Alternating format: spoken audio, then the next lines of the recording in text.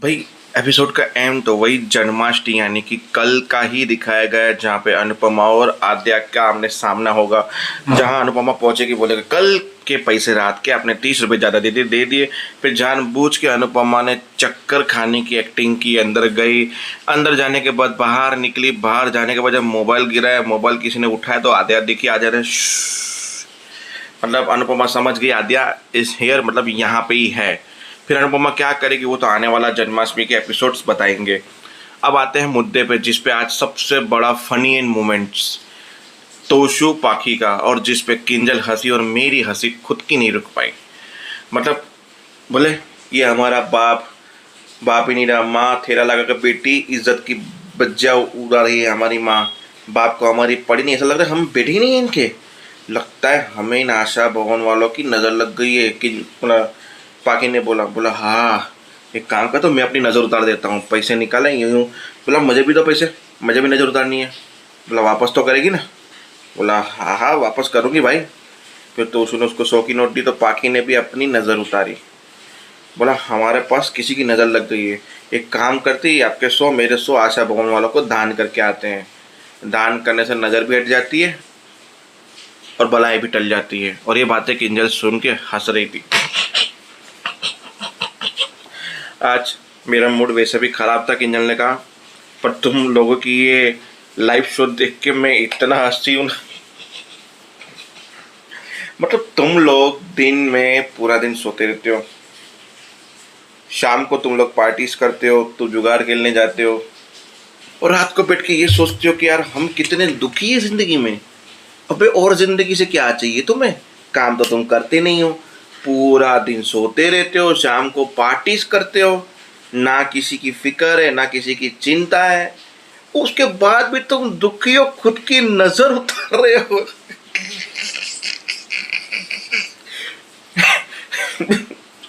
मुझे बहुत हंसी आ रही है, और ये सीन वापस से रिपीट करके मुझे भी अभी भी हंसी आ रही है। ये किंजल वाला मोमेंट बहुत फनी था आज। आते हैं मुद्दे पे। अनुपमा ने फ़ोन नहीं उठाया, थोड़ा गिल्ट फील कर रही थी। फिर कुछ को चाय लेके आए, बिस्किट लेके आए, कुछ खाने को लेके आए, क्योंकि थक गए थे, क्योंकि कल कस्टमर नहीं आए थे और आज कस्टमर आए तो इतने आए, सांस लेने का टाइम नहीं मिला। बोले कल का राशन डबल करना पड़ेगा, ये मंगवाना पड़ेगा, ये मंगा, आज की तरह खूटना नहीं चाहिए, कल इससे ज़्यादा पब्लिक आएगी, क्योंकि लोगों को खींच के लेकर आएंगे।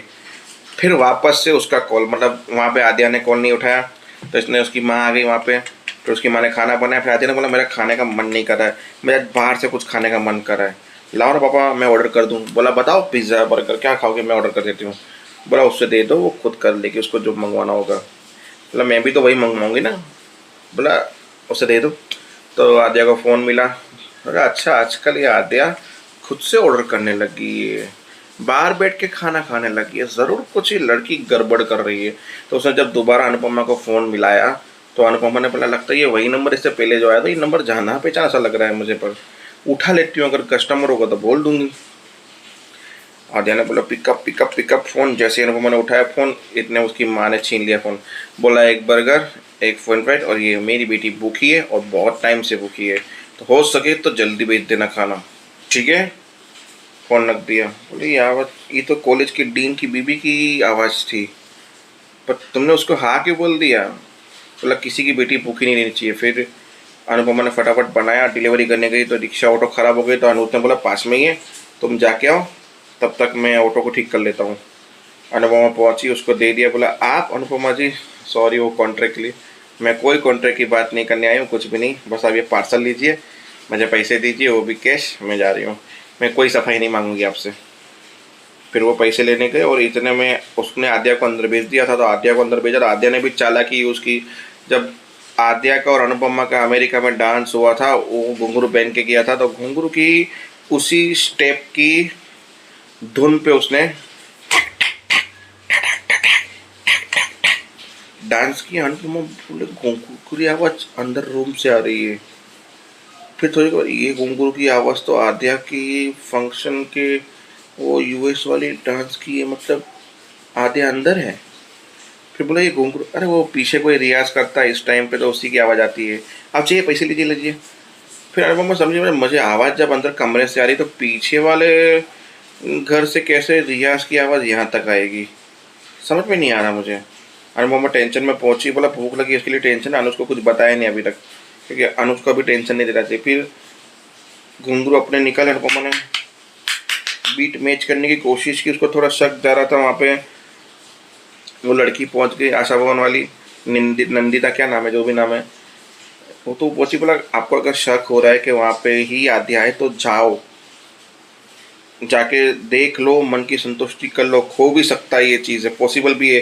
मतलब मुझे ऐसा डाउट है कि वो हमसे कुछ छुपा रही है, हमसे मतलब हर किसी को छुपा रही है, अपनी बेटी को दिखाना नहीं चाहती है और बेटी को कमरे में बंद करके रखती है।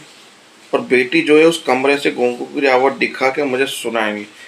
उस टाइम पे भी उसने उस कमरे में घुसने की कोशिश की तो वो थोड़ा भड़क गई थी। उनको खाना मेरा बहुत अच्छा लगा था, ये सब चीज़ें अच्छी थी, फिर भी वो मुझे उस घर में घुसने नहीं देना चाहते हैं। ऐसा क्या है जो वो मुझसे छुपा रहे हैं और वो खुद भी छुपा रहे हैं।